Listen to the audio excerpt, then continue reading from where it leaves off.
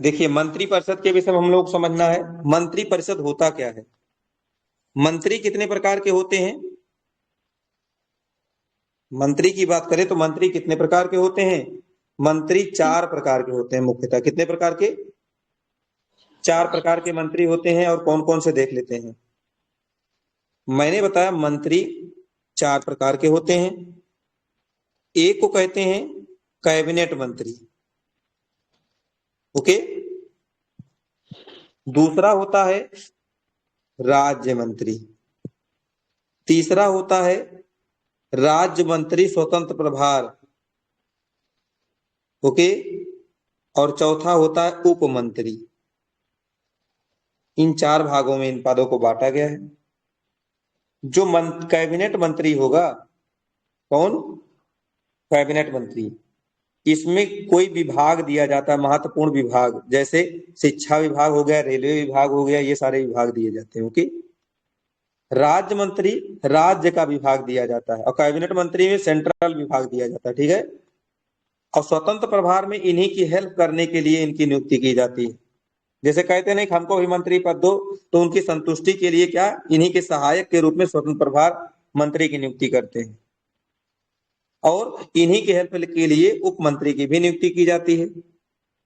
लेकिन जो कहा जाए सर्वोसर्वा जो काम कौन करता है सबसे महत्वपूर्ण, वो कौन करता है? कैबिनेट मंत्री करता है, ओके। और इसी कैबिनेट मंत्री के सदस्यों को ही मंत्रिमंडल कहते हैं। कैबिनेट मंत्री को क्या कहते हैं? मंत्रिमंडल। और इन चारों को समग्र रूप से क्या कहते हैं? मंत्री परिषद कहते हैं, ओके। क्लियर हुआ बात? सबको क्लियर हुआ? अब देखिए इसी में और क्या बातें आती हैं। जैसे इनको जो मंत्री पद का शपथ दिलाता है, कौन दिलाता है? राष्ट्रपति। राष्ट्रपति स्वयं दिलाएगा या तो किसी व्यक्ति के द्वारा दिलवाएगा, ठीक। अब जब राष्ट्रपति दिलाता है, लेकिन ये राष्ट्रपति जो दिलाता है प्रधानमंत्री कहने दिलाता है। अब अगर राष्ट्रपति इसको मंत्री का पद दे रहा है तो व्यक्तिगत रूप से किसके प्रति उत्तरदायी होंगे? राष्ट्रपति के प्रति उत्तरदायी होंगे ना। तो मंत्रिमंडल या मंत्री परिषद के जो मंत्री होते हैं व्यक्तिगत रूप से राष्ट्रपति के प्रति उत्तरदायी होते हैं, लेकिन सामूहिक रूप से सब लोग वो किसके प्रति होंगे? जिस सदन में बहस चल रही होगी उसके प्रति होंगे। तो बहस से कहां चलती है? लोकसभा में। तो सामूहिक रूप से किसके प्रति उत्तरदायी होते हैं? लोकसभा के प्रति। और व्यक्तिगत रूप से राष्ट्रपति के प्रति, ठीक है। अच्छा, इनके कैबिनेट मंत्री या किसी भी मंत्री के पद को समाप्त करना होगा तो क्या राष्ट्रपति अपनी मर्जी से समाप्त कर देता है? नहीं। जब उससे प्रधानमंत्री कहेगा कि इनका ये पद छीन लीजिए तो उनका पद छीन लिया जाता है, ओके। और इसी मंत्री में एक टर्म आता है 91वां संविधान संशोधन एक हुआ था। उस 91वें संविधान संशोधन द्वारा कहा गया कि अब जो मंत्रिमंडल में सदस्यों की संख्या होगी वो 15% से ज्यादा नहीं होगी। किसके? लोकसभा के। अब एक लोग हमको थोड़ा ये बता दीजिए 91वां संविधान संशोधन कब आया था?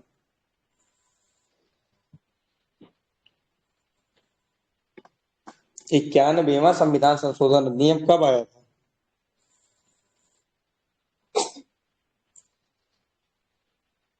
देख लीजिएगा और बताइएगा भी 91वां संविधान संशोधन कब आया था। अब हम लोग क्वेश्चन करते हैं इसके, देख के हमको बताइएगा जरूर कि 91वां कब आया था। 2003।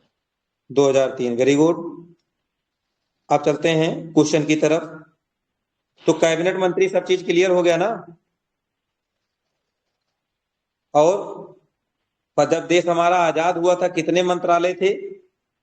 18 मंत्रालय थे, ओके। और वर्तमान में आज कितने हैं? 52। जितना वर्णमाला में अक्षर है उतना मंत्रालय हो चुका है इस समय, okay.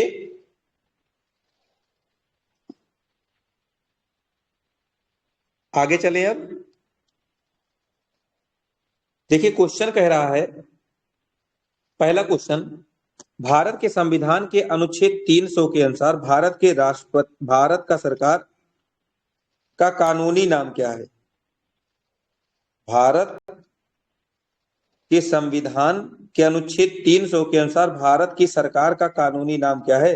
The union of India, राज्यों का संघ। ओके, भारत संघ इसको कहा गया है।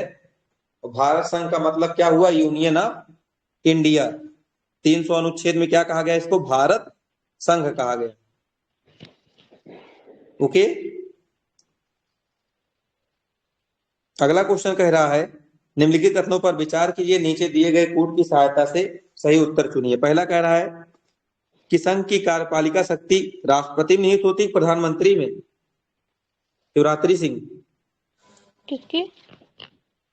शिवरात्रि संघ सिंह, संघ की जी कार्यपालिका शक्ति किसमें निहित होती है? संघ की राष्ट्रपति में।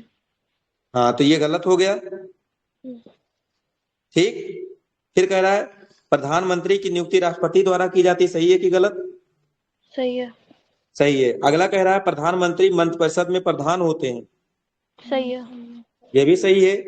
फिर अगला कह रहा है यह आवश्यक नहीं है कि नियुक्ति के समय प्रधानमंत्री संसद के किसी सदन का सदस्य हो, सही है। 6 ये भी महीने के सही है। अंदर सदस्यता लेनी हाँ, 6 पड़ेगी। महीने के अंदर उसको सदस्यता लेनी होती है। ठीक है। अच्छा, अभी इसी में कुछ कंडीशन, चलो अगर आएगा तो अभी तब बता देंगे। ये होता है जैसे विधानमंडल का अगर वो सदस्य उसी समय वो लोकसभा का सदस्य चुन लिया जाएगा तो क्या होगा, कहाँ की उसको सदस्यता छोड़ी पड़ेगी, क्या कैसे, तो वो चीजें जैसे अभी वो आएगा तो। हाँ मुझे मुझे पता है। जी, बताइए। जैसे अगर एक व्यक्ति को राज्यसभा और लोकसभा दोनों के लिए चुन लिया जाता है, तो उसको जो हम्म है बताना पड़ेगा कि आपको कहाँ पे मतलब वो रहना चाहते हैं। तो अगर हम्म नहीं बताएंगे, 15 दिन का ऐसे टाइम दिया जाता है। हम्म शायद जो उच्च सदन में 10 दिन का टाइम देते हैं और जो राज्यों में 15 दिन का टाइम देते हैं। तो हम्म वहाँ पे ज्यादा टाइम देते हैं, यहाँ पे कम देते हैं। तो अगर वो उस टाइम ड्यूरेशन में वो नहीं बताते कि वो किस सदन में रहना चाहते हैं, तो जो उच्च सदन होता है वहां से उनकी सीट खाली हो जाती है। मतलब उनकी राज्यसभा से उनकी सीट खाली हो जाएगी। अगर हम्म लोकसभा में दो सीटों पे वो जीत गए, तो दो अगर वो नहीं बताते कि वो कौन सी सीट से जो है लड़ना चाहते हैं, तो उनकी हम्म दोनों सीटें खाली हो जाएगी। मान लो वो हम्म एक किसी राज्य के विधानमंडल से चुन लिए गए और एक किसी संसद से चुने गए हैं, और वो हम्म उनको फिर ज्यादा टाइम दिया जाता है, क्योंकि राज्य से आपको ऐसा माना जाता है कि राज्यों से उनको आने में टाइम लगेगा, तो उनको ज्यादा टाइम हम्म दिया जाता है। अगर वो नहीं बताते कि वो कहाँ रहना चाहते हैं, तो जो उच्च सदन है, मतलब या तो लोकसभा या राज्यसभा की, तो उसको ही खाली कर देते हैं, निम्न सदन का छोड़ देते हैं। बस ये है। ये लास्ट वाला पॉइंट क्लियर हो कि यही है? हाँ, यही है। तो मतलब कि उनकी हमेशा उच्च सदन से ही खाली होती है सीट। अगर वो नहीं बताएंगे तो उच्च सदन से ही खाली की जाएगी उसकी, नहीं, जैसे जो मान बड़ी लो कि विधानसभा का कोई सदस्य है हाँ, जैसे और यूपी की विधानसभा से कोई जिस जीत गया जिस समय वो और विधान लोकसभा से। विधान सुनिए हमारी बात। अब हम्म, जैसे एक कंडीशन ये हो गया, वो लोकसभा के 2 सीटों से इलेक्शन लड़ा, ठीक, हाँ। और दोनों सीटों में उसने एक सीट से पहले मतलब एक साथ नहीं लड़ा है, एक जगह पहले इलेक्शन इलेक्शन हुआ था वहां जीता था, और एक जगह पर बाद में इलेक्शन हुआ वहां से भी जीत गया, तो तो उसकी लोकसभा कौन का सी जो सीट चुनाव खाली होता होगी? है, तो वो तो एक साथ होता है ना लोकसभा का। ऐसा थोड़ा ना होगा कि मतलब कि एक जगह से लड़ा फिर एक जगह से लड़ा। लोकसभा का तो एक साथ में होता है। तो लोकसभा में मान लो 2 जगह से उसने लड़ा, जैसे मोदी जी है वो बनारस से भी लड़ रहे हैं, गुजरात से भी लड़ रहे हैं। तो उनको हम्म बताना पड़ेगा, दोनों जगह से मान लो जीत गए, तो उनको बताना पड़ेगा कि वो बनारस से रहना चाहते हैं या फिर गुजरात से रहना चाहते हैं। अच्छा, अगर वो नहीं बताएंगे तो उनकी दोनों सीटें खाली हो जाएंगी। अब किसी परिस्थिति में अगर लोकसभा के किसी सदस्य का सीट खाली हो गया तो वहां चुनाव तो होगा ही उसका, कि नहीं होगा? हाँ, उसका चुनाव तो होता है। उसका चुनाव होता है ना। मान लो जिसने कोई एमपी के रूप में कोई है वही चुनाव लड़ गया और वहां से जीत गया, तब क्या होगा? मतलब जैसे कोई एमपी के पद पर है, लोकसभा का सदस्य ऑलरेडी है, और जो हम्म, पद खाली, जो एक सीट खाली हुआ है वहां भी चुनाव लड़ गया वही जीत गया, अब क्या करेगा वो तो फिर? तो उसको भी बताना पड़ेगा ना कि वो कौन सी सीट से रहना चाहता है, नहीं तो फिर उसकी फिर दोनों सीट खाली हो जाएगी। नहीं, वही यही है तो ना कि आपको, अगर एक यही ही तो हमको बताना है आपको। यही होता है कि जो नई वाली सीट होती है वो उसकी रह हम्म, जाती है, पुरानी वाली सीट खत्म हो जाती है। ओके। ठीक। ओके। तो अब देखिए आगे चलते हैं। कह रहा है निम्नलिखित कथनों पर विचार कीजिए और नीचे दिए कूट गई सहायता से सही उत्तर का चुनाव कीजिए। कह रहा संघ की कार्यपालिका शक्ति राष्ट्रपति में निहित होती है, प्रधानमंत्री में। राष्ट्रपति में, तो ये वाला गलत हो गया ना पहला। दूसरा, प्रधानमंत्री की नियुक्ति राष्ट्रपति द्वारा की जाती, सही है। प्रधानमंत्री मंत्रिपरिषद के प्रधान होते हैं, प्रधान होते हैं ना, ये भी सही हम्म। है। फिर कह रहा है यह आवश्यक नहीं है कि नियुक्ति के समय प्रधानमंत्री संसद के किसी भी सदन का सदस्य हो, कोई जरूरत नहीं है, 6 महीने के अंदर अंदर ले ले बस। ठीक। अगला क्वेश्चन कहता है भारत के प्रधानमंत्री के विषय में निम्नलिखित कथनों में से कौन सा कथन सही है। प्रधानमंत्री मंत्रिपरिषद का नाम मात्र का नेता होता है, ये तो राष्ट्रपति होता है। कार्यपालिका का नाम मात्र का नेता ना, ये तो वास्तविक नेता होता है जो प्रधानमंत्री होता है। क्लियर। दूसरा कह रहा है वह संसद के प्रति उत्तरदायी नहीं है। जो राष्ट्रपति होता है, तो सॉरी, जो प्रधानमंत्री होता है संसद के प्रति उत्तरदायी होता है कि नहीं। होता है। सामूहिक रूप से किसके प्रति होता है, लोकसभा के प्रति होता है। यहाँ तो संसद शब्द है। तो क्या हो गया, ये संसद सही में है कि गलत। वह सही है। संसद के प्रति उत्तरदायी नहीं है, नहीं है अच्छा, ना। उत्तरदायी नहीं है, संसद के प्रति उत्तरदायी नहीं है तो गलत है, संसद के प्रति उत्तरदायी होता है। उत्तरदायी होता है। हाँ। अब चाहे ठीक। संसद में लोकसभा लिखो चाहे राज्यसभा लिखो, आएगा तो संसद का ही पार्ट है। लिखा गया है, ऐसा थोड़ा लिखा गया है कि लोकसभा के प्रति ही रहेगा, वो संसद नहीं तो के इसमें प्रति ध्यान है। ये देना है जो प्रधानमंत्री होगा वो लोकसभा के प्रति होता है या राज्यसभा के प्रति होता है या किसके प्रति होता है। संसद के प्रति होता संसद के प्रति होता है है, ऐसी प्रधानमंत्री। लाइन लिखी गई है। हाँ, संसद के प्रति होता ठीक, सही बात है। अगला कह रहा है वह अपने क्लास कब तक मंत्रियों में से, चलेगी? जी, क्लास कब तक चलेगी? किसने कहा। क्लास कब तक चलेगी? यही चैप्टर एंड हो जाए मंत्रिपरिषद। कितना टाइम लगेगा? मेरा बैटरी लो हो गया आज। आधे घंटे बस, आपके मोबाइल का लो है। हाँ वही। ठीक है, आगे देखते हैं अगला कुछ इसी में। बहुत इंपॉर्टेंट चैप्टर है जो चल रहा है। वह अपने मंत्रियों में से किसी को बर्खास्त नहीं कर सकता है। कौन? कर सकते प्रधानमंत्री कर गलत है, कर सकता है वो। कर सकता है ना। और डी कह रहा है प्रधानमंत्री मंत्रिपरिषद का वास्तविक नेता होता है, यही सही सही है। है ना। ये भी सही है। ठीक है, सिर्फ यही सही है बस। यही एक सही है बस, और कोई सही नहीं था ना। हम्म। ओके। इसमें देखिए क्वेश्चन में दिया है मंत्रिपरिषद प्रधानमंत्री सही लोकसभा के प्रति सामूहिक रूप से उत्तरदायी होते हैं। ठीक है, तो अब उस पॉइंट को अपने समझ लेना जो अभी बात हो रही थी। ठीक है, क्योंकि जो प्रधानमंत्री वो भी तो मंत्रिपरिषद में शामिल होगा, तो ये सामूहिक रूप से किसके प्रति उत्तरदायी होता है मंत्रिपरिषद, लोकसभा के प्रति उत्तरदायी होता है। वहां संसद दिया था, संसद नहीं होना चाहिए था अगर लोकसभा होता, और उसमें दिया था नहीं उत्तरदायी होते। अगर ये होता लोकसभा के प्रति उत्तरदायी होता है प्रधानमंत्री, तो सही हो जाता। ओके, ठीक है। संसद तब नहीं होगा क्योंकि राज्यसभा के प्रति उत्तरदायी नहीं होता है वो प्रधानमंत्री। ठीक है। लेकिन अब उसमें, चलो ठीक है। नहीं, बताओ बताओ बताओ, डिस्कस बहुत इंपॉर्टेंट है इस चैप्टर के लिए, जो भी पॉलिटी का चैप्टर है। तो मतलब जैसे लोकसभा है, राज्यसभा, तो भी तो उसको ही तो संसद बोलते हैं ना, अलग से थोड़ा ना बोलेंगे।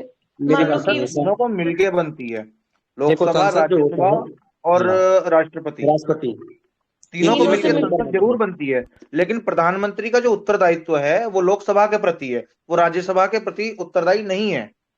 देखिए वो भी तो फिर क्यों क्यों नहीं है, उसका रीजन देखते हैं हम लोग क्यों नहीं होता है। जो कैबिनेट मंत्री बैठते हैं कहाँ पर बैठते हैं, वो तो लोकसभा लोकसभा में, में बैठ, लोकसभा में बैठते हैं। तो प्रतिनिधित्व कहाँ का करेंगे, लोकसभा का। लोकसभा लोकसभा से। का करेंगे। तो सामूहिक रूप से उन्हीं के प्रति उत्तरदायी होंगे जहां पर वो रहेंगे। जैसे एक मान लो अभी आप लोग, हम ही लोग हैं इस ग्रुप में, जितने मेंबर हैं इस समय सामूहिक रूप से किसके प्रति उत्तरदायी हैं? इस ग्रुप के प्रति हैं, क्योंकि इसी ग्रुप में जुड़े हैं। तो जहां पर जुड़े रहेंगे उन्हीं के प्रति तो सामूहिक रूप से उत्तरदायी होंगे। आप समझ में आई बात? हम्म, आपके जो माइंड में चल रहा है, ये चल रहा है कि जो ये मंत्री होते हैं ये तो लोकसभा और राज्यसभा के दोनों सदस्यों की चुने जा सकते हैं ना। देखिए, नहीं, मंत्रियों वाला कॉन्सेप्ट अलग है। मेरा ये था कि जो लोकसभा होती है वो भी संसद का ही पार्ट है, तो संसद अगर वर्ड दे दिया तो वहां पे वो भी गलत नहीं हो सकता, ये मतलब हाँ, मेरा तो ये आप समझ गए क्यों गलत हो रहा है?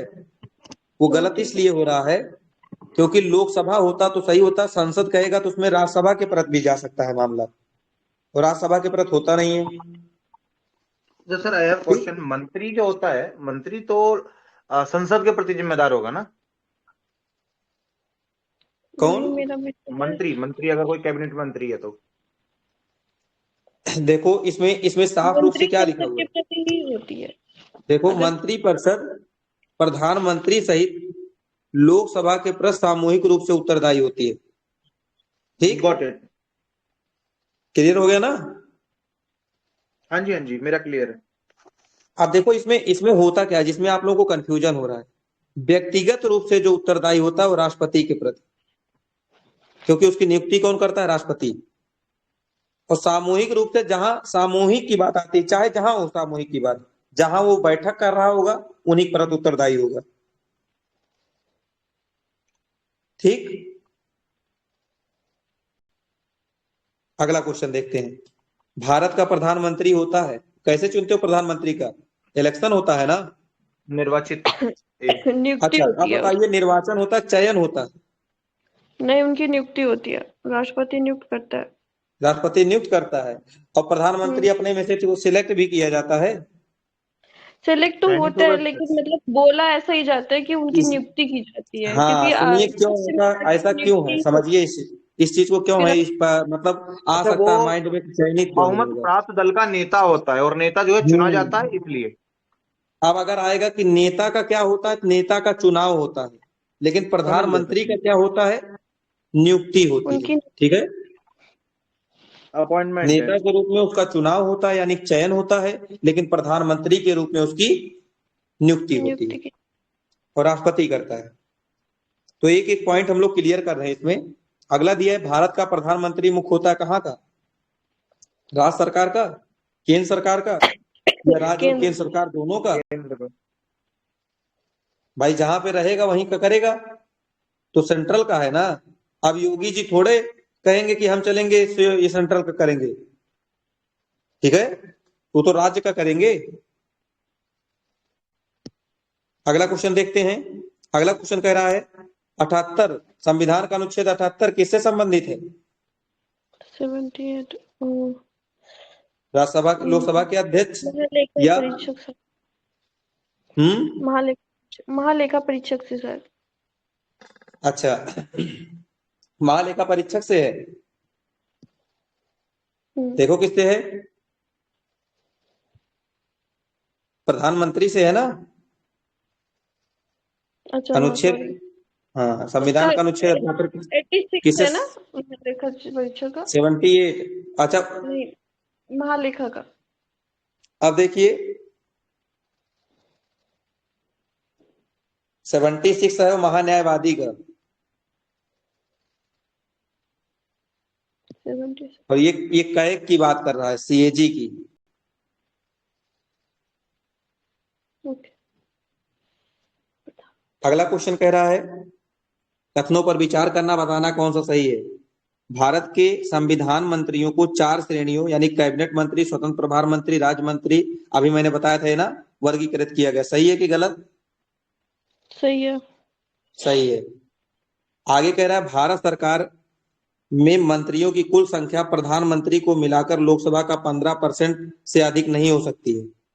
सही है। 15% से अधिक नहीं हो सकती है ना, तो ये भी सही है। जी। कौन सा संविधान संशोधन? 91वां 2003। 2003। ठीक है? तो कौन सा हो जाएगा? केवल दो सही। ए देखो क्यों गलत हो गया, ए वाला क्यों गलत हो गया, देखते हैं ए वाली गलती का क्या रीजन है। 74 में राष्ट्रपति की सहायता सलाह देने के लिए मंत्रिपरिषद होगी, अतः मंत्रिपरिषद संवैधानिक निकाय है। उल्लेखनीय है कि भारत के मंत्रियों को वर्गीकरण का उल्लेखनीय है कि भारत के संविधान में मंत्रियों के वर्गीकरण का उल्लेख नहीं है। नहीं है। भारत में मंत्रियों का वर्गीकरण ब्रिटिश संसदीय परंपरा पर आधारित है। वर्तमान में भारत में संघीय मंत्रिपरिषद में प्रधानमंत्री के अतिरिक्त मंत्रियों की 3 श्रेणियां हैं। ये तीन केवल ही है बांटा ना? गया, इसका उल्लेख नहीं है, ठीक है। नहीं है, कहीं कहीं पर 3 मिलता है, कहीं कहीं पर 4 मिलता है, तो 3 भी मैं सही है, कहीं 4 भी सही है। मैं कहीं पढ़ी थी, 3 पढ़ी थी। नहीं, 3 भी है। कैबिनेट मंत्री, स्वतंत्र प्रभार मंत्री और राज्य मंत्री और उप मंत्री भी होते हैं ना। उप मंत्री शायद होते हैं, लेकिन उनका कोई काम नहीं होता। हाँ, इसमें देखो ये बांटा गया है केवल, ठीक है। तो तो इनको ये जो है मतलब संविधान में लिखित नहीं है। संविधान में इसका वर्णन नहीं है। ये और इसमें हाँ, कहा क्या था ये क्वेश्चन में, राजनीतिक देखो पद है।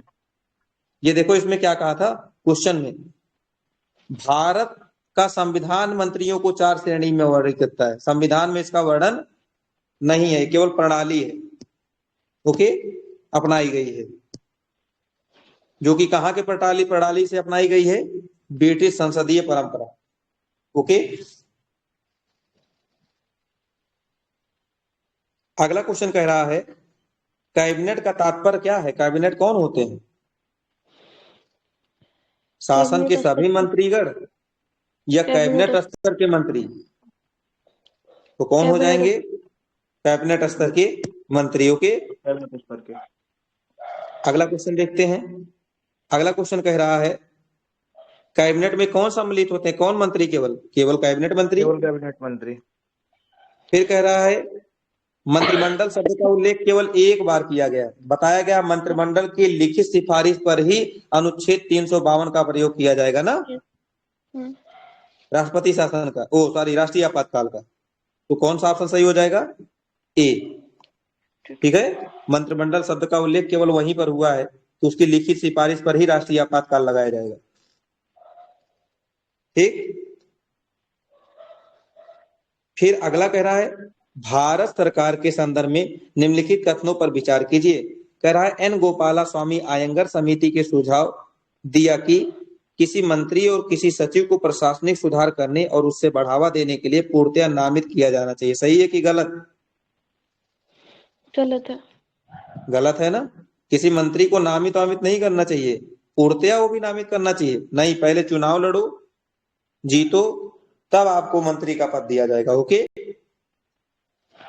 फिर कह रहा है प्रशासनिक सुधार आयोग 1966 की संस्तुति के आधार पर 1970 में क्रमिक विभाग का गठन किया गया। इसे प्रधानमंत्री के प्रभार के अधीन रखा गया। जो एक प्रशासनिक सुधार आयोग है, इसकी संस्तुति पर एक विभाग बना, कौन सा? कार्मिक विभाग। कब? 1970 में। ये किसके अधीन रखा गया है? प्रधानमंत्री की। याद रखना, ये कथन सही है, ठीक है। कार्मिक विभाग किसके अंतर्गत होता है? प्रधानमंत्री के। इसका गठन कब हुआ? 1970 में हुआ, ठीक। प्रशासनिक सुधार आयोग ने इसका वो किया था। और प्रशासनिक सुधार आयोग कब आया था? 1966। अगला क्वेश्चन कह रहा है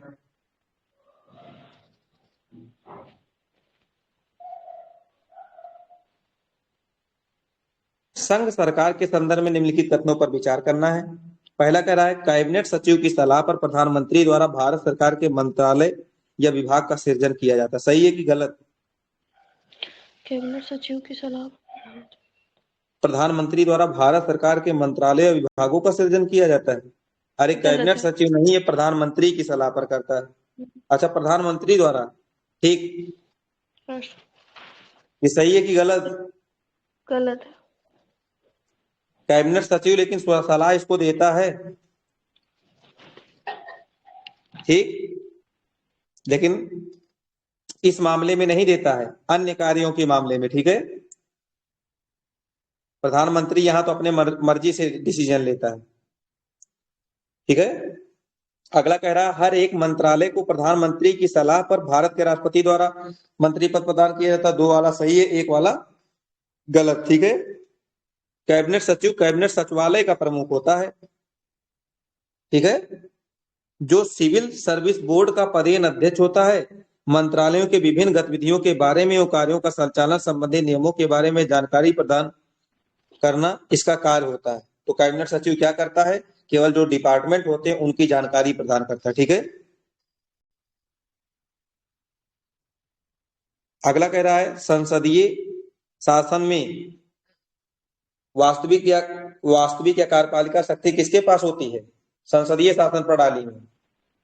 वास्तविक प्रधानमंत्री। प्रधानमंत्री ना। तो बी ऑप्शन सही हो गया। अगला क्वेश्चन कह रहा है निम्नलिखित कथनों पर विचार कीजिए। राष्ट्रपति भारत सरकार का कार्य अधिक सुविधा पूर्व दिए जाने के लिए मंत्रियों के उक्त कार्यों का आवंटन के लिए नियम बनाएगा। राष्ट्रपति जब चाहेगा नियम कानून बना सकता है मंत्रियों के कार्यों के लिए। ठीक है। ये सही है। सही है कि गलत? सही है। अगला कह रहा है भारत सरकार के समस्त कार्यपालक कार्रवाइयां प्रधानमंत्री के नाम पर सुनी जाती हैं। राष्ट्रपति के। गलत है। राष्ट्रपति के नाम पर तो ए सही है, केवल 1 ना। फिर कह रहा है अगला क्वेश्चन यदि भारत का प्रधानमंत्री संसद के उच्च सदन का सदस्य है, तो उच्च सदन का सदस्य मतलब राज्यसभा का, राज्यसभा। अगर उसके पास अविश्वास प्रस्ताव लाया जाता है, कौन सा अविश्वास प्रस्ताव की स्थिति में अपने पक्ष में वोट नहीं दे सकेगा। अविश्वास प्रस्ताव कहाँ लाया जाता है? लोकसभा में लाया जाता है ना। तो लोकसभा में कहाँ वोट दे पाएगा वो? जब राज्यसभा का सदस्य है तो लोकसभा में वोट नहीं दे पाएगा ना। सही है। ये सही है, पहला ही सही हो गया, ए ऑप्शन। फिर कह रहा है वो निम्न सदन के बजट पर नहीं बोल सकेगा। अरे प्रधानमंत्री कह रहा है कि निम्न सदन के बजट पर नहीं बोल सकता। बजट कहीं का भी हो बोल सकता है कि नहीं बोल सकता? बोलने का अधिकार होता है, सिर्फ मतदान करने का नहीं होता। हाँ ठीक है। बोल कहीं भी सकता है, वह केवल उच्च सदन में वक्तव्य दे सकता है, बोल कहीं भी सकता है। और शपथ ग्रहण करने के बाद 6 माह के अंदर उसे निम्न सदन का सदस्य बनना पड़ेगा। नहीं, वो चाहे जिस सदन का सदस्य हो जाए ना, 6 माह के अंदर। लेकिन ध्यान रहे ज्यादातर लोग होते कहाँ के हैं? निम्न सदन के ही। तो ए ऑप्शन इसका सही है, वे अविश्वास प्रस्ताव की स्थिति में अपने पक्ष में वोट नहीं दे सकेंगे। ठीक। अगला क्वेश्चन देखते हैं। अगला क्वेश्चन कह रहा है भारतीय संविधान के निम्नलिखित प्रावधानों में कौन कौन सा प्रावधान मंत्रिपरिषद की नियुक्ति और पदच्युति की विवेचना करता है? मंत्रिपरिषद किस आर्टिकल में है? आर्टिकल 74 में है। और उसके नियुक्ति मंत्रिपरिषद की नियुक्ति और उसके पद की समाप्ति की विषय में वर्णन कहां पर है? आर्टिकल 75 में। ओके। आगे कह रहा है आमतौर पर भारत के प्रधानमंत्री होते हैं संसद के सदस्य। आमतौर पर भारत का प्रधानमंत्री होता है कहाँ का? अभी मैंने बोला था लोकसभा का सदस्य ना, ज्यादातर यहीं के होते हैं। आगे कह रहा है भारत के प्रधानमंत्री की नियुक्ति के समय क्या जरूरी है? पहला कह रहा है जरूरी नहीं है कि वह संसद के दोनों सदनों में से एक का आवश्यक रूप से सदस्य हो, परंतु उसे 6 माह के अंदर आवश्यक रूप से दोनों में से एक सदन का सदस्य होना जरूरी है। सही है कि गलत? बिल्कुल सही बात है ना। तो ए ही ऑप्शन सही हो गया। अब हम लोगों का और देखने की जरूरत ही नहीं ना। अगले क्वेश्चन की तरफ चलें। कह रहा प्रधानमंत्री के लिए न्यूनतम आयु कितनी होनी चाहिए? 25 वर्ष। ठीक है। प्रधानमंत्री के लिए 25 वर्ष होनी चाहिए। बताइए प्रधानमंत्री के लिए कितनी वर्ष होनी चाहिए आयु? 25 वर्ष। 25 वर्ष, क्योंकि वो लोकसभा का सदस्य होता है ना। ऐसा माना जाता है कि जो प्रधानमंत्री होता है कहाँ का सदस्य होता है? लोकसभा का ना, कहीं होता तो राज्यसभा का भी है, बन सकता है जो प्रधानमंत्री होता है, लेकिन अमूमन कहाँ का होता है, लोकसभा का। तो वरीयता किसको दिया जाता है, लोकसभा वाला। ठीक है,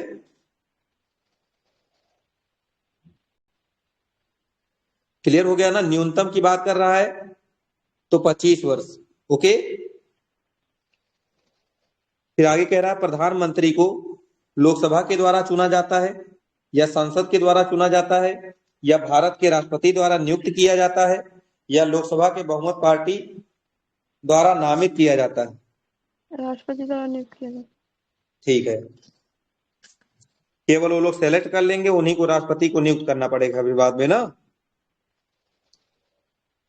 अगला कह रहा है अगर लिखित में से कौन सा वक्तव्य सही है। भारत का प्रधानमंत्री संसद के दोनों सदनों के सदस्यों में से अपने मंत्रियों का चयन करने के लिए स्वतंत्र है। बताओ सही है कि गलत। संसद के गलत है। दोनों सदनों के सदस्यों में से, चाहे वो लोकसभा लोकसभा के के हो चाहे राज्यसभा, सिर्फ सभी लोकसभा के। मंत्रियों में से किसी को भी स्वतंत्र है ना चुनने के लिए।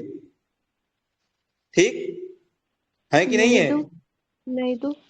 वो चुनेंगे कहाँ की, कह रहा है देखो संसद के दोनों सदनों के सदस्यों में से, दोनों सदनों के सदस्यों में से अपने मंत्रियों का चयन करने के लिए स्वतंत्र है। कर सकते हैं दोनों सदनों में से। ये बिल्कुल सही है। हाँ जी। लोकसभा से करते हैं शायद। नहीं, संसद के लोकसभा दो, और राज्यसभा दोनों जगह से कर सकते हैं। ठीक है, के लिए स्वतंत्र। थोड़ा सा ये पॉइंट रुको क्लियर करते हैं। संसद के दोनों सदनों, संसद के दोनों सदनों के सदस्यों में से अपने मंत्रियों का चयन करने के लिए स्वतंत्र है। मंत्रियों का चयन तो कर सकता है। तो इसमें क्या इन्होंने दिया है देख लेते हैं हम लोग। प्रधानमंत्री मंत्रिपरिषद का प्रधान होता है। उसे अपने सहयोगी के रूप में ऐसे व्यक्ति को चुनने का पूर्ण अधिकार है जो उसके साथ मिलकर कार्य कर सके। इस प्रकार मंत्रियों के चयन में वह संविवेकीय का प्रयोग करता है। वह संसद के बाहर के व्यक्ति को भी मंत्री बना सकता है। समझ गए ना। हाँ, तो दोनों आ गए ना, संसद और क्योंकि इसके लिए संसद अगर के तो इसको वो चुन वैलिडेट ही करने के सकता है, लिए हम एक पॉइंट रखे हैं। इसके संसद के वैलिडेशन के तो लिए मैं चुन ही यही पॉइंट सकता है। बोलने जा सुनिए, रहा था कि 6 महीने के अंदर उसको जो है किसी अब भी देखिए ऑप्शन ये भी, आप सुनिए सुनिए सुनिए, ऑप्शन ये भी सही है, ये नहीं कि ये गलत है, ये भी सही। लेकिन अब करेक्ट आंसर मतलब देखना सब में कौन सा सही है, सबसे अच्छा कौन है। को अब सी वाला जैसे कह रहा है, देखिए अपने मंत्रिमंडल में मंत्रियों के रूप में काम करने के लिए व्यक्तियों का चयन करने में पूर्णतः स्वविवेकीय का प्रयोग किया जाता है। जिसको चाहेगा उसको मंत्री बना देगा ना, तो ये सही हो जाएगा। अब यहां जो दिया था संसद के दोनों सदनों के सदस्यों में से अपने मंत्रियों का चयन करने के लिए स्वतंत्र है। हो सकता है वो सदस्य ना हो वहां का, तब भी उसको चयन कर सकता है, इसलिए इसको थोड़ा सा गलत मानते हैं। ठीक है, ये बात क्लियर हुआ कि नहीं। हो गए। बाकी ये स्वतंत्र तो है, यहाँ के दोनों में से चुन सकता है किसी को। केवल इसलिए ये सही नहीं है क्योंकि इसमें हम ये भी जानते हैं किसी बाहर के व्यक्ति को भी इसमें बैठा सकता है। ठीक है, थोड़ा सा इसीलिए गलत हो रहा है। ठीक है, अगला क्वेश्चन देखते हैं। कह रहा है जो व्यक्ति संसद का सदस्य नहीं है केंद्रीय मंत्री रह सकता है कितने माह तक, ठीक। 6 महीने तक। अगला क्वेश्चन कह रहा है, यही फिर क्वेश्चन दे दिया, मंत्रिपरिषद से मुक्त किया कर दिया जाएगा 6 महीने के अंदर। फिर अगला क्वेश्चन कह रहा है भारत की संसद के संबंध में निम्नलिखित में से कौन सा कथन सही नहीं है। संसद के संबंध में कह रहा है कौन सा कथन सही नहीं है। संविधान में एक संसदीय प्रणाली की सरकार का प्रावधान है कि नहीं है। संसदीय प्रणाली के सरकार का प्रावधान, ये सही है। अच्छा, संसद का सर्वप्रमुख कार्य है कि मंत्रिमंडल का प्रावधान करे। अगला कह रहा है मंत्रिमंडल का सदस्य निम्न सदन तक सीमित है। गलत। ऐसा कुछ नहीं है ना। हम्म। ठीक, अगला क्वेश्चन कह रहा है, भारत का प्रधानमंत्री किसके प्रति जवाबदेह होता है? प्रधानमंत्री, अब ऑप्शन देखो क्या दिया है, व्यक्तिगत रूप से पूछ लिया है ना, किसी व्यक्ति का कह रहा है पर्टिकुलर ना, तो जब व्यक्ति आएगा किसके प्रति होगा? राष्ट्रपति। राष्ट्रपति, राष्ट्रपति के प्रति हो जाएगा। अच्छा, प्रधानमंत्री ऐसा तो नहीं पूरी मंत्रिपरिषद के साथ कह रहा हो?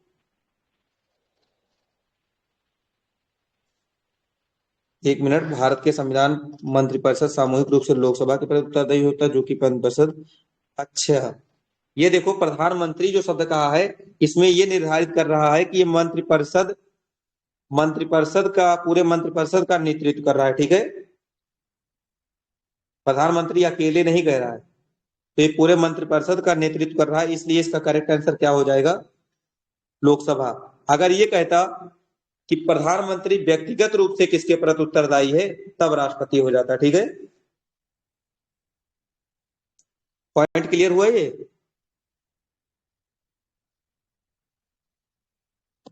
अगला क्वेश्चन कह रहा है, मंत्रिपरिषद सामूहिक रूप से किसके प्रति उत्तरदायी होते हैं?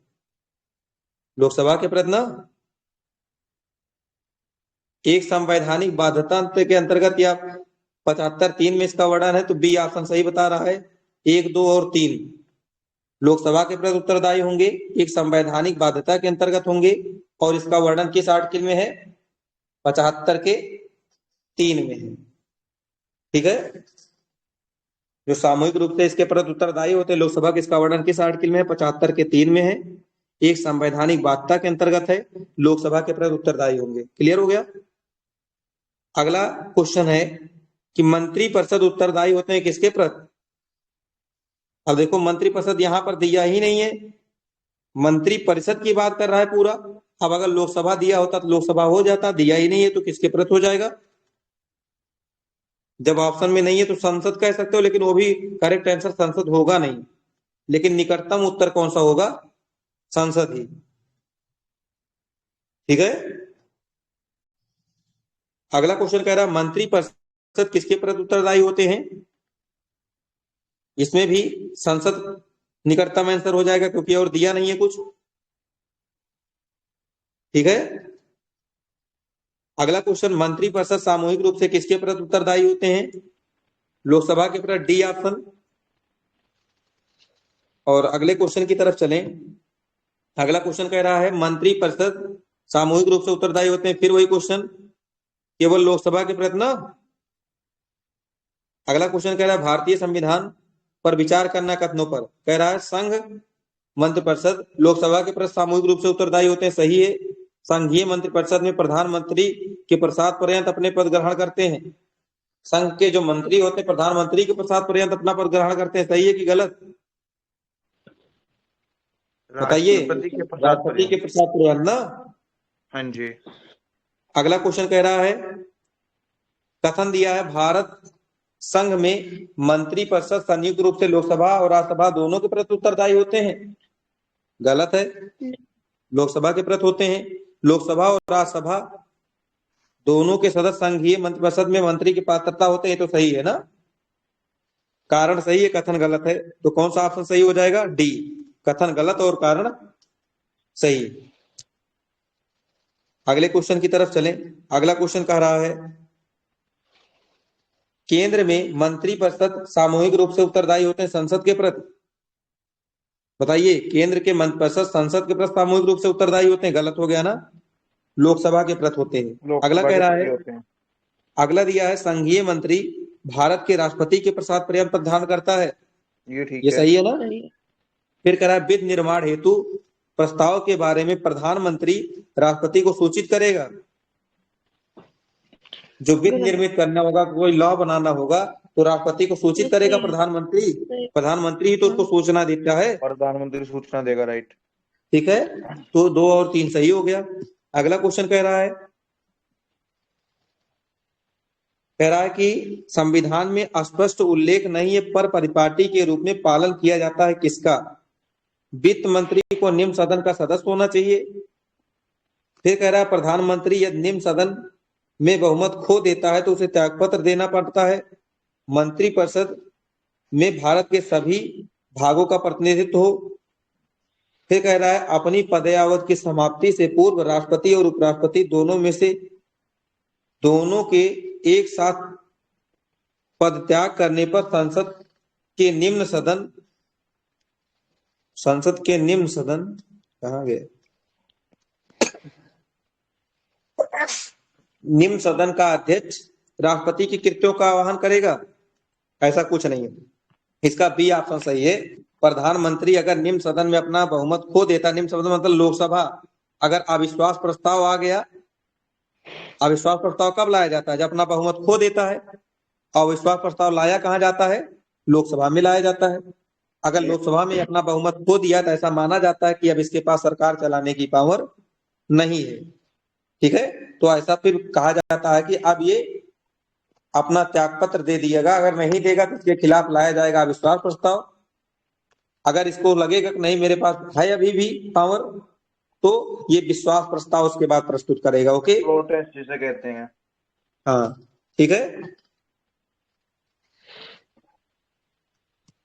आगे अगले क्वेश्चन की तरफ चलते हैं। अगला क्वेश्चन कहा है भारतीय राजनीतिक व्यवस्था में कार्यपालिका किसके अधीन होता है।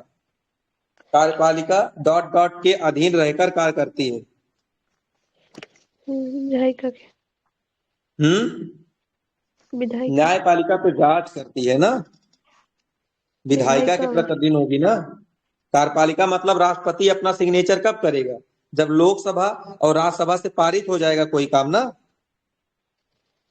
तो लोकसभा राज्यसभा क्या है, विधायिका ही तो है भाई। लोकसभा विधायिका कौन होता है, जो लोकसभा के सदस्य होंगे, राज्यसभा के सदस्य होंगे, जो कानून बनाते हैं ना।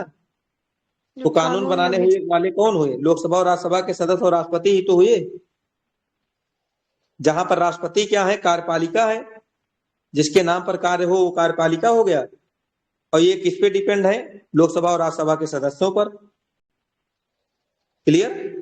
तो कार्यपालिका किसके अधीन होता है, विधायिका के अधीन होकर के कार्य करता है। अगर विधायिका कोई गलती करती है तो उसकी जांच कौन करता है, न्यायपालिका। क्लियर हुआ बात।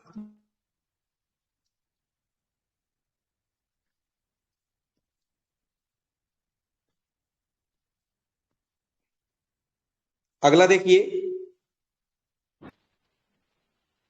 अगला क्वेश्चन दिया है किस सदन के सदस्यों द्वारा बहुमत से अविश्वास प्रस्ताव पास होने पर मंत्रिपरिषद को त्यागपत्र देना पड़ता है। लोकसभा। लोकसभा ना। अगला है अपना त्यागपत्र देने के बाद भारत के एक मंत्री को अपना पद त्यागपत्र देने के विषय में लोकसभा के व्यक्तिगत वक्तव्य देने के लिए किसकी अनुमति की आवश्यकता होती है, स्पीकर की। स्पीकर की ना। वो कहा दूसरी जगह त्यागपत्र देने जाएगा, जहां पे है उसको पद छोड़ना है तो उसी को दे दिया, खत्म काम।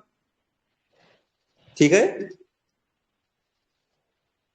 फिर कह रहा है अगर अविश्वास प्रस्ताव लाने के लिए लोकसभा में ऐसे थोड़े कोई ला देगा अविश्वास प्रस्ताव, कुछ लोग सदस्यों को पहले उस पर वो होना चाहिए ना, सहमति होना चाहिए, 50 सदस्यों का समर्थन होना चाहिए। ठीक है, तब अविश्वास प्रस्ताव ला सकते हो। फिर कह रहा है अविश्वास प्रस्ताव न्यूनतम कितने, 50। ठीक है। अगला क्वेश्चन फिर कह रहा है निम्नलिखित कथनों पर विचार करना है। और पहला कथन क्या दिया है, भारत के संविधान में किसी अविश्वास प्रस्ताव का कोई उल्लेख नहीं है। सही है, सही बात है ना। अविश्वास प्रस्ताव का कोई उल्लेख नहीं है, सिर्फ ऐसा माना जाता है अविश्वास प्रस्ताव लाया जाता है। फिर कह रहा अविश्वास प्रस्ताव केवल लोकसभा में ही पुनः स्थापित किया जा सकता है। सही है, ये भी सही है ना, लोकसभा में ही आ सकता है अविश्वास प्रस्ताव ना, और कहीं नहीं आ सकता। ठीक है। फिर आगे कह रहा है केंद्रीय मंत्रिपरिषद के त्यागपत्र देने के उपरांत निम्न में से कौन सी एक स्थिति सही नहीं है। अगर मान लो केंद्रीय मंत्रिपरिषद अपना त्यागपत्र दे दे तो कौन सी स्थिति इसके विषय में सही नहीं कहा गया है, राष्ट्रपति शासन लागू हो जाएगा, मंत्रिपरिषद त्यागपत्र दे दिया है, या राष्ट्रपति वैकल्पिक व्यवस्था बनाने तक उन्हें बने रहने के लिए कहेगा, या वैकल्पिक व्यवस्था से अभिप्राय है कि यथासंभव शीघ्र नई सरकार के गठन हेतु आम चुनाव कराया जाएगा, या अपदस्थ मंत्री अपने पद पर नई सरकार के बनने तक निर्वाह करेंगे। तीनों तो कौन सही सा है, हो वही जाएगा? पहला गलत है, राष्ट्रपति पहला शासन ऑप्शन थोड़ी ना, ना। राष्ट्रपति शासन लागू हो जाएगा। नहीं, ये नहीं, पूछा है कौन सा कथन सही नहीं है। ये तो सही ये है, नहीं, ये भी सही है, ये भी है। राष्ट्रपति शासन तो जब लगाता है तब लगता है, ठीक है। राष्ट्रपति शासन ऐसे थोड़ा लग जाता है। राष्ट्रपति शासन सिर्फ तीन तीन वजह से लगता है, या तो सशस्त्र विद्रोह, हम्म या हम्म बाह्य हम्म आक्रमण। गलत जा रही हैं, वो तो राष्ट्रीय आपातकाल है, अच्छा, हाँ, सॉरी सर। ठीक है। लेकिन राष्ट्रपति फिर शासन नहीं लगेगा इसमें, जब तक देखिए, नए राष्ट्रपति चुनाव नहीं हो शासन कब जाते लगता तब है हम तक। बता दे रहे हैं आपको। अगर राष्ट्रपति को ये लग जाए कि संवैधानिक विफलता है किसी जगह पर, संविधान तब के लगता है काम बस। नहीं हो रहा, संविधान के हिसाब से काम नहीं हो रहा था। प्रदेश का कौन सा नेता नेहरू की कैबिनेट में पहले गृह मंत्री बाद में रक्षा मंत्री बना था? पहले के जो कौन था जो मंत्री, पहले गृह मंत्री बनाया गया और बाद में उसी को रक्षा मंत्री? कैलाश नाथ काटजू को काटजू। बनाया गया। प्रथम वित्त मंत्री। अगला क्वेश्चन कह रहा है, स्वतंत्र भारत के प्रथम वित्त मंत्री कौन थे? स्वतंत्र भारत के प्रथम वित्त मंत्री कौन थे? षणमुखम चेट्टी थे, और इसमें ऑप्शन में ही नहीं है, ठीक है। जॉन मथाई का नाम है इसमें। जॉन मथाई लेकिन अकॉर्डिंग टू नहीं थे ऑप्शन जॉन मथाई ठीक होंगे। नहीं, अब अकॉर्डिंग टू क्वेश्चन मतलब इसको डाउट क्वेश्चन हो जाएगा, क्योंकि अगर कहा जाए स्वतंत्रता कब हुई थी, 15 अगस्त 1947 को देश आजाद हुआ, और 17 हम्म। अगस्त 1948 को 48 तक कौन थे मंत्री, वित्त मंत्री? षणमुखम चेट्टी थे, ओके। और उसके बाद 26 नवंबर 1947 को इन्होंने केंद्रीय बजट भी प्रस्तुत किया गया, और 1948 में कौन बन गए थे? जॉन मथाई वित्त मंत्री। तो अगर इसके अकॉर्डिंग देखा जाए तो जॉन मथाई आंसर सही है, लेकिन सही सही आंसर क्या होना चाहिए? षणमुखम चेट्टी। फिर कह रहा है, भारत के स्वतंत्रता के पश्चात प्रथम मंत्रिमंडल का कानून मंत्री कौन था? तो भीमराव कौन थे? B R Ambedkar. B R Ambedkar. Ambedkar, विधि मंत्री इन्हीं को कहा जाता है। हम्म, फिर कह रहा है, निम्नलिखित में से किन लोगों का स्वतंत्र भारत के प्रथम मंत्रिमंडल के पोर्टफोलियो के अंतरिम सरकार में पोर्टफोलियो से भिन्न था? ठीक है, जो मतलब वही बोलने का मतलब मतलब ये है कि ये जो हुआ कि अंतरिम तो हो जिनको गए जो सरकार डॉक्टर था। डिपार्टमेंट राजेंद्र मिला प्रसाद था हो गए। अंतरिम मंत्रिमंडल में, स्वतंत्रता के बाद जो मंत्रिमंडल गठित की गई थी उसमें डिफरेंट था उनके पद में। डॉक्टर हाँ, जो जगजीवन राजेंद्र अंतरिम राम प्रसाद तो हो सरकार। श्रम जाएंगे। मंत्री थे, श्रम मंत्री ही बने रहे थे ना दोनों बार। बलदेव सिंह रक्षा मंत्री थे, रक्षा मंत्री ये ही बने बाद रहे में दोनों बार। एक तो परमाणु वाला बने थे बाद में, पहले ये क्या हाँ, थे? ये डिफरेंट हुए खनिज। थे। डॉक्टर राजेंद्र प्रसाद शिक्षा मंत्री थे, और हम्म। शायद एक में खाद्य मंत्री थे क्या? खाद्य, हाँ जी। तो इसका डी ऑप्शन सही, केवल 3 है, ठीक है। इसका मतलब राजेंद्र प्रसाद शिक्षा मंत्री ही बने रहे, खाद्य और कृषि मंत्री थे। क्लियर हो गया ना?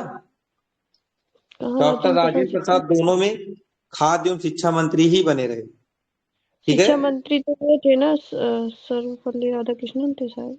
हाँ, सर्वपल्ली राधाकृष्णन थे, सही बात है। क्लियर हो गया ना क्वेश्चन? अगला देखते हैं। अगला क्वेश्चन कहा है, भारत के 12वें प्रधानमंत्री कौन थे? 12वें प्रधानमंत्री कौन थे?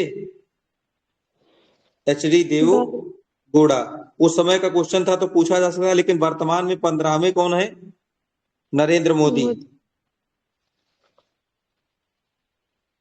फिर देखो, इनका कार्यकाल मिलाने के लिए आ गया है।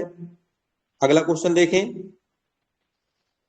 निम्नलिखित में से कौन एक से अधिक बार प्रधानमंत्री नियुक्त किए गए हैं? प्रधानमंत्री कौन एक से अधिक बार बना? इंदिरा गांधी बनी है ना? 2 बार बनी है। ठीक। अब जवाहरलाल देखते हैं नेहरू कौन भी कौन बना। बने। कौन कौन बनते हैं देख लेते हैं तुरंत इसी वक्त। दिए गए सभी व्यक्ति एक से अधिक बार प्रधानमंत्री नियुक्त किए हैं, जिसमें गुलजारी लाल नंदा 2 बार बने हैं। ठीक है, एक से अधिक बार तो सब बने हैं जितने लोग हैं, लेकिन कह रहा है एक से अधिक बार नियुक्त होने वाले कौन कौन है। तो जवाहरलाल नेहरू भी हैं, इंदिरा गांधी भी हैं, गुलजारी लाल नंदा भी हैं और अटल बिहारी वाजपेयी भी हैं। ठीक है, अगला क्वेश्चन हम कहें, अगले क्वेश्चन का है निम्नलिखित में से किन्होंने अपने राजनीतिक जीवन में भारत के प्रधानमंत्री का पद एक से अधिक बार समयांतराल के सुशोभित किया। जवाहरलाल नेहरू किए थे, गुलजारी लाल नंदा भी किए, इंदिरा गांधी भी किए, अटल बिहारी वाजपेयी भी किए। सी ऑप्शन सही हो जाएगा। 3, 4 और 5 न लाल बहादुर शास्त्री किए न जवाहरलाल नेहरू किए, ये दोनों एक से ज्यादा बार नहीं बने। और बाकी गुलजारी लाल नंदा हो गए, इंदिरा गांधी हो गए, अटल बिहारी वाजपेयी, ये लोग। जो जवाहरलाल नेहरू नहीं बने तो पहले वाले आप क्वेश्चन में क्यों उसमें सही बताया फिर? अच्छा रुको, इसमें क्या करा, निम्नलिखित में से किन्होंने अपने राजनीतिक जीवन में भारत के प्रधानमंत्री का पद एक से अधिक समयांतराल के बाद सुशोभित किया। जवाहरलाल नेहरू का प्रतिनिधित्व काल में समयांतराल नहीं था, समय का अंतर नहीं था। ठीक है, 2 बार तो बने। वो समयांतराल पूछ रहा है ना कि एक बार रहे हाँ, हो फिर बीच में कोई और आके फिर आ गए हो। फिर आ गया है जवाहरलाल नेहरू इनके, कंटिन्यू 2 बार रहे हैं। कंटिन्यू 2 बार रहे थे। ठीक है, हम्म, इसलिए जवाहरलाल नेहरू का नहीं हुआ। तो क्वेश्चन देखिए किस तरीके से पूछ लिया। ठीक, क्लियर हो गया अब ना।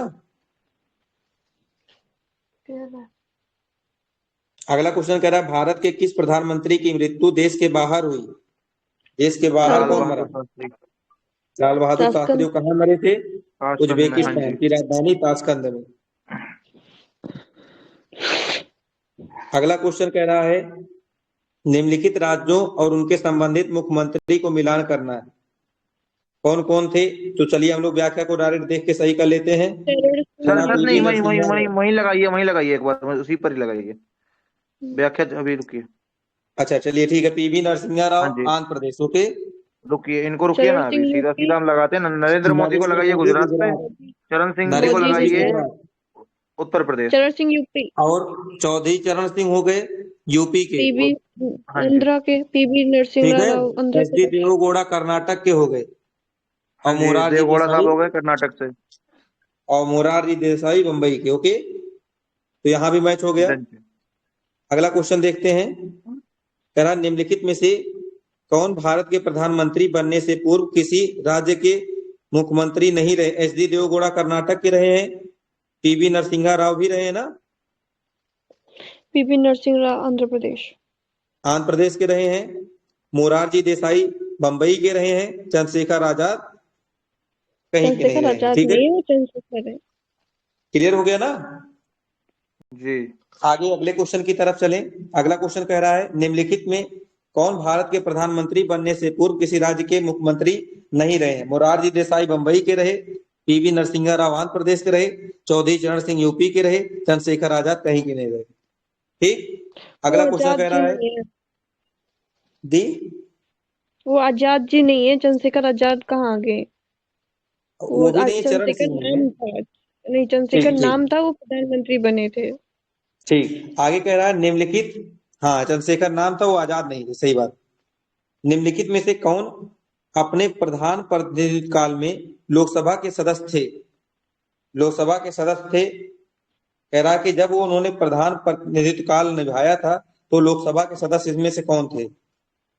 इसका आंसर सी चंद्रशेखर। कह रहा है, चंद्रशेखर। ओके, आप देख लेते हैं इसका आंसर। देवगौड़ा, आई के गुजराल और डॉक्टर मनमोहन सिंह के प्रतिनिधित्व काल में लोकसभा का सदस्य नहीं बल्कि राज्यसभा के लोग सदस्य थे। कौन कौन, देवगौड़ा और मनमोहन सिंह राज्यसभा के सदस्य बने थे।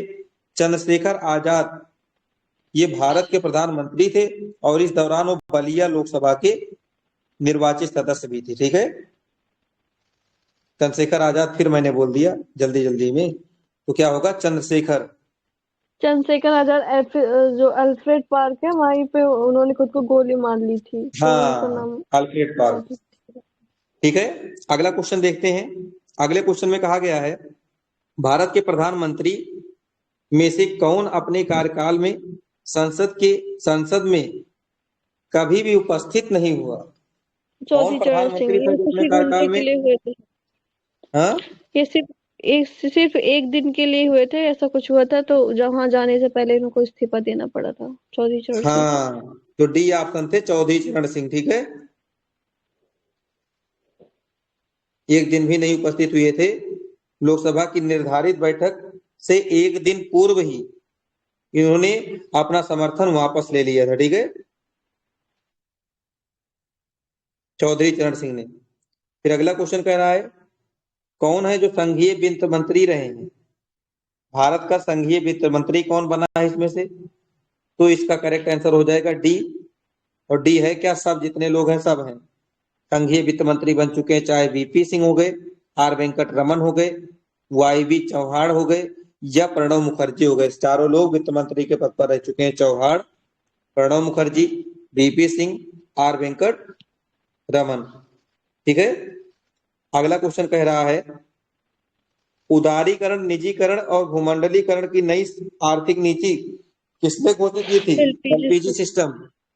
नरसिम्हा राव, इनको इस बार वो भी तो मिला है, भारत रत्न। हाँ, अच्छा, एलपीजी सिस्टम किस पंचवर्षीय योजना के दौरान हुआ? 1991 में हुआ था। बच्ची योजना था, 7वीं, पता नहीं।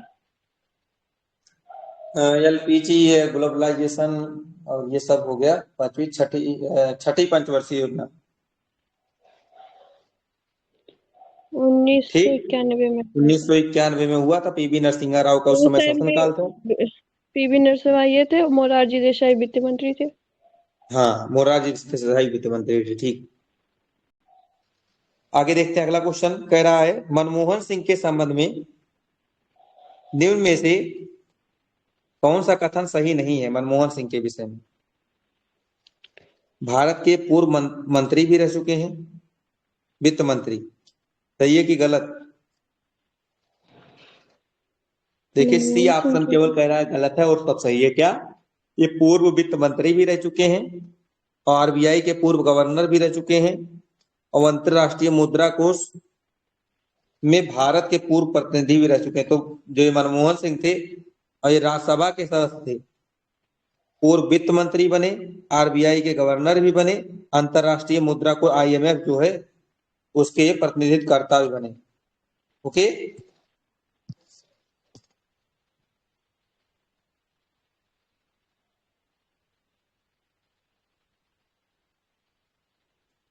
बहुत क्वेश्चन नहीं है, चलिए देखते हैं इसका। अगला क्वेश्चन कह रहा है, केंद्रीय सरकार के संदर्भ में निम्नलिखित कथनों पर विचार कीजिए। भारत के संविधान में उपबंध है कि समस्त कैबिनेट मंत्री अनिवार्य रूप से केवल लोकसभा के प्रति आसीन होंगे। बताइए, सही है ना? समस्त कैबिनेट मंत्री अनिवार्य रूप से लोकसभा के प्रति उत्तरदायी होंगे ना, आसीन होंगे। सही है। केंद्रीय कैबिनेट सचिवालय, ये सही है कि गलत? भारत के संविधान में उपबंध है कि समस्त कैबिनेट मंत्री अनिवार्य रूप से केवल लोकसभा के प्रति उत्तरदायी होंगे। केवल वर्ड है तो केवल शब्द गलत कर दिया है, और बाकी सही है। मंत्रिपरिषद लोकसभा के प्रति उत्तरदायी होंगे, सही है। और मंत्रीगण संसद के किसी भी सदन के सदस्य हो सकते हैं। ठीक है, सही है ये तो।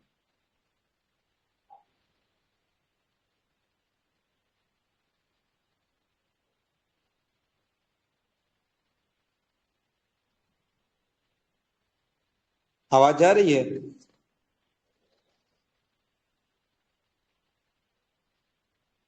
आवाज जा रही है हमारी? हाँ जी, आ रही है। ठीक,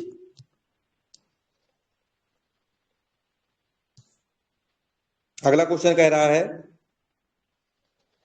कैबिनेट मंत्री से संबंधित निम्नलिखित कथनों को पढ़िए और सही कथन बताना है, कौन सा होगा। पहला कह रहा है, संविधान में कैबिनेट समितियों का उल्लेख नहीं है।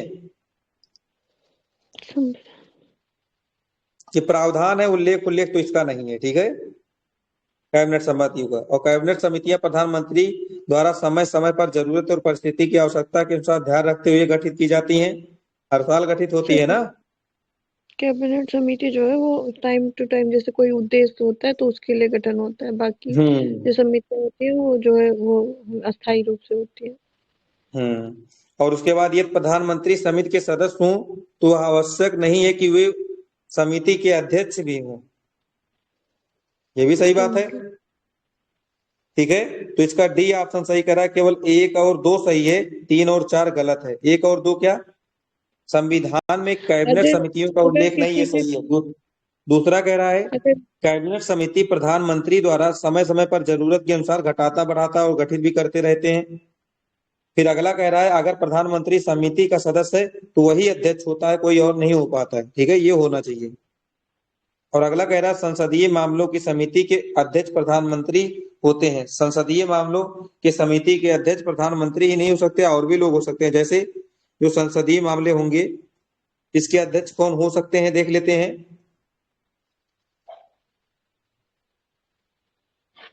अन्य कोई मंत्री कैबिनेट समिति का अध्यक्ष तभी होगा यदि प्रधानमंत्री उस समिति के शामिल न हो। संसदीय मामले प्रधानमंत्री का नहीं होता, इसका वर्तमान रक्षा मंत्री द्वारा किया। ठीक है, कैबिनेट मंत्री कौन होगा, सॉरी कैबिनेट का अध्यक्ष कौन होगा? कैबिनेट समिति का अध्यक्ष कौन है? आवाज जा रही है? आवाज जा रही है? हेलो, आवाज जा रही है?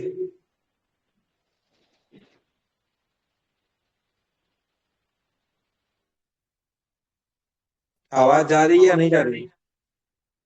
आ रही है। अब नहीं जा रही है ना?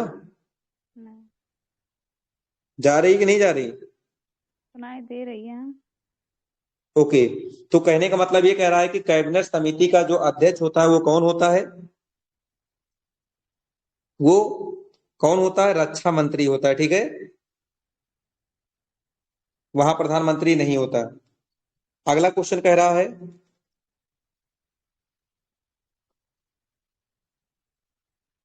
निम्नलिखित निम्नलिखित संविधान संशोधनों में कौन सा एक यह बताया गया है कि मंत्रिमंडल में कुल मंत्रियों की संख्या मंत्री में सबके सहित 15% होगी। 91वां मैंने बता ही दिया था अभी ना, 2003 में आया था।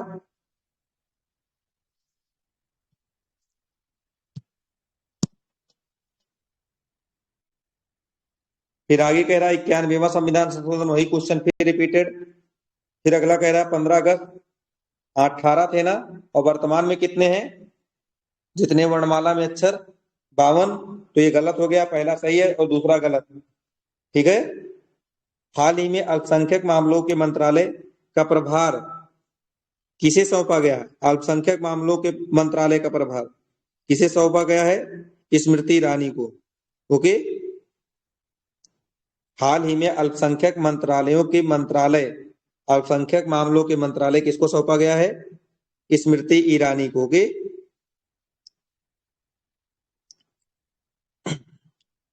अगला देखते हैं।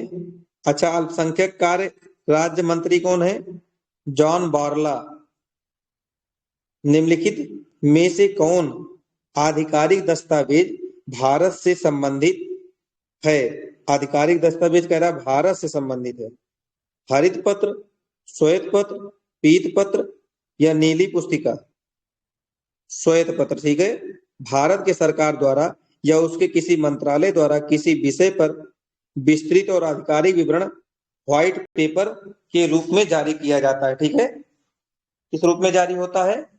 व्हाइट पेपर के रूप में जारी होता है। अगला क्वेश्चन कह रहा है संघीय मंत्रिमंडल का पुनर्गठन किसकी रिपोर्ट पर आधारित था?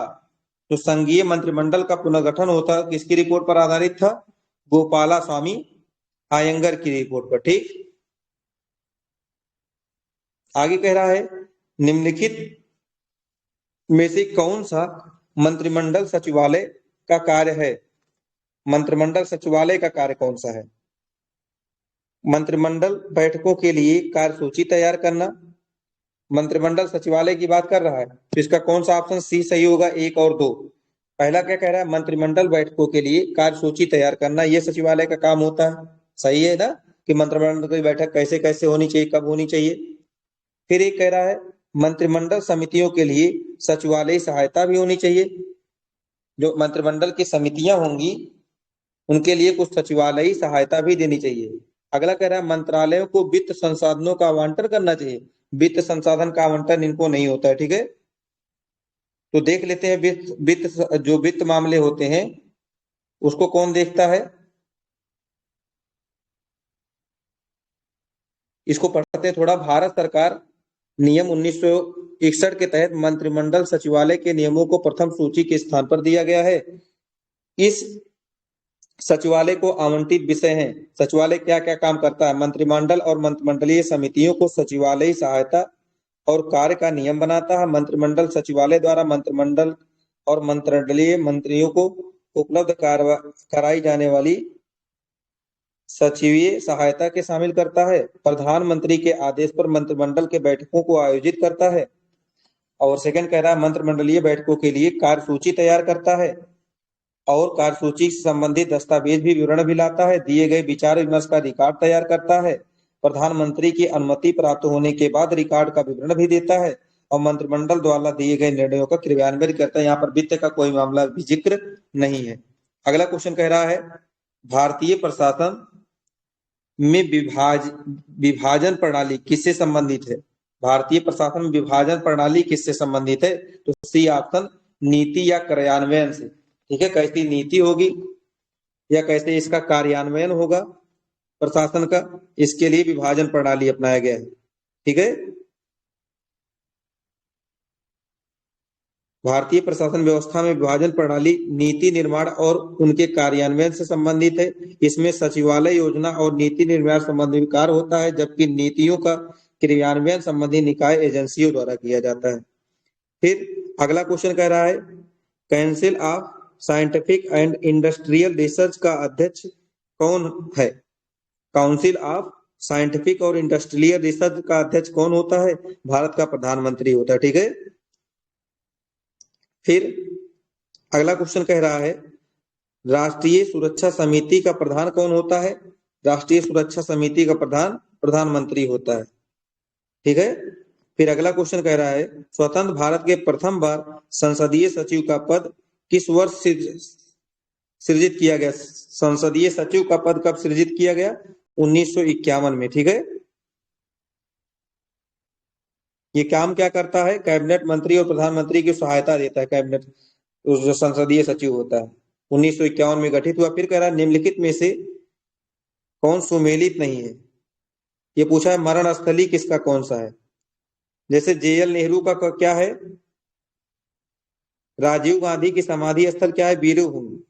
राजीव का क्या है, वीरभूमि। ओके, फिर दे रहा है और सबका देखिए शंकर, और सबका देखिए राजीव गांधी का हो गया वीरभूमि, ये कर्म भूमि लिखा हुआ। कर्म भूमि किसका स्थल था, शंकर दयाल शर्मा का। कर्म किसके स्थल थे, शंकर के। ठीक है, कर्म भूमि शंकर दयाल शर्मा का था। राजीव की वीरभूमि इंदिरा गांधी की सही है, शांति स्थल। और LV शास्त्री का विजय घाट, ये भी सही है, लाल बहादुर शास्त्री का सही दिया है विजय घाट। और JL नेहरू शांतिवन। नेहरू जी शांति थे। ठीक है, नेहरू जी शांत थे, राजीव वीर थे और इंदिरा गांधी शक्ति स्थल और लाल बहादुर शास्त्री विजय घाट। ओके,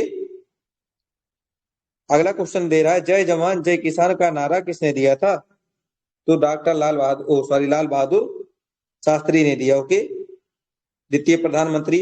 अब महान्यायवादी महाधिवक्ता आता है, इस पे क्वेश्चन ही विशेष कुछ नहीं है।